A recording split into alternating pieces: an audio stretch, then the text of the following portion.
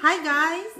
I finally have time to talk about the story of baby Sarah, the premature baby. So if those who haven't seen my video about baby Sarah, the IVF baby, you can go look back again and see about the story about how we made baby Sarah. So I think we continue how she become a premature baby.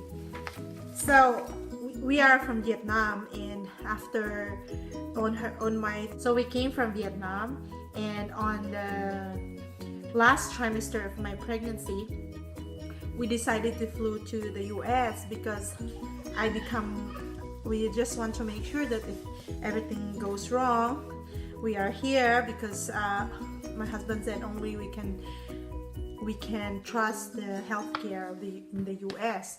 So we decided to flew here and then arrive in the US last May 18, I think so. I think May 18. And then after that, we have nothing here. Like, we don't have anything here.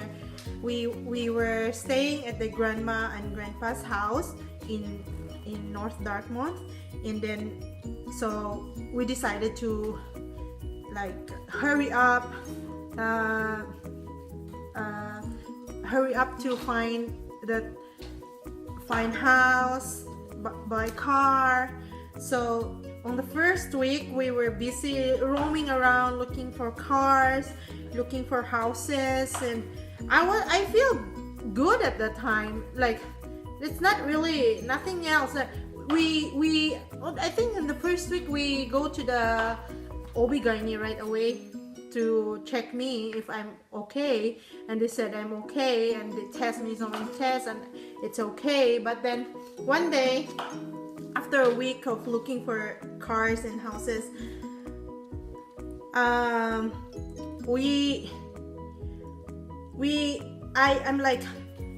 spent a day in Boston to look for apartments there, and then when we come back at night, I'm still feeling good. But then when we wake up the next morning,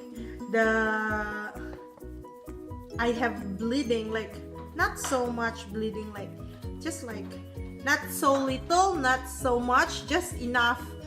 But then we get so scared, and we decided to bring me to the hospital. And no, I called my OB, and then my OB said, "Oh, you need to go to the hospital right away, right now." And then and then when we went there, they bring me there. And then when we went there, it's like so crazy because it's like everyone was like, "Oh, you're going to have a baby. You are already delated, like I don't know, delated. It's already 3 cm. You're going to have a baby now." I said, "What? I don't even feel any pain or anything." So, and then what's more crazy is like I was so amused with how the US hospitals to react on this kind of situation, because I was flooded with doctors and all, like counselors and some kind of, I don't know, like so many doctors approached me for so many reasons. I already forget most of the stuff, but there's one thing I was amused because they asked me like, "Oh, you tell me what happened." They asked my husband to go out, and then they're asking me if there's some kind of violence in the home. Like, I can tell them if my husband is not doing anything to me, because I think maybe they want to make sure that the husband is not beating me up. That's why I have bleeding babies here. But then I said, "No, we just fly from Vietnam, and we all do this like that." So what happened? And then they put shots in me, like I don't know, like I think the shot that I mostly remember is they put a shot to make sure that the lungs of the baby is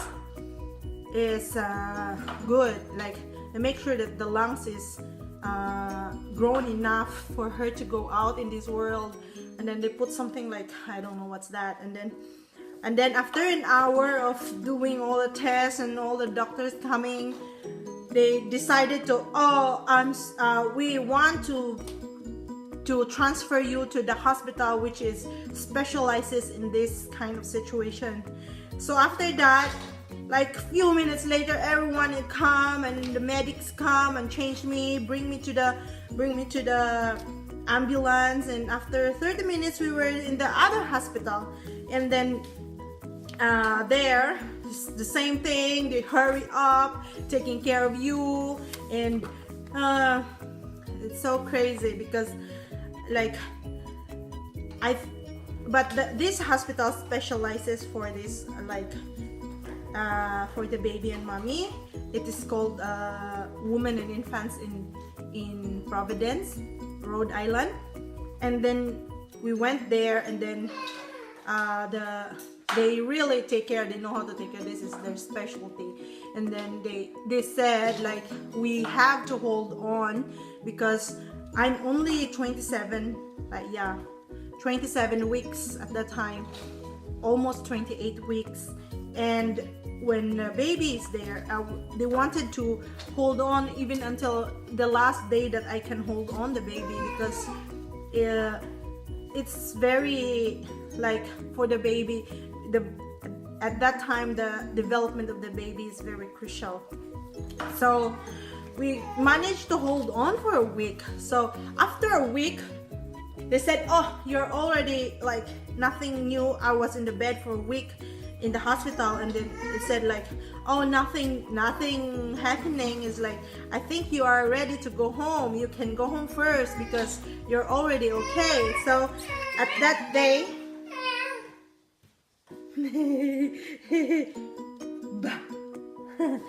so at that day we decided to change. The doctor said, oh, I changed because we're going home already. But then before we will leave the hospital, I said, oh, I want to go to the toilet first before we leave. So I went to the toilet, and then all of a sudden, like, why is the, like, something in my down there, it's like coming out. It's like, it's not a poop, it's not a pee, it's like, but there's something there coming out. I can feel it. And then my husband's like, what are we going to tell the doctor? And then so we tell the nurse, we call the nurse right away. And then after that, they hurry up, like, call, like, so many people are coming, and then bring me to the operating room. And then they make an operation with me, like maybe around less than 30 minutes from that time. They already do the operation for me, and the baby was born. Like we're supposed to be going home, but then baby was born, and I was like, oh my God, like we are not prepared, like nothing. Like, we just came to the US.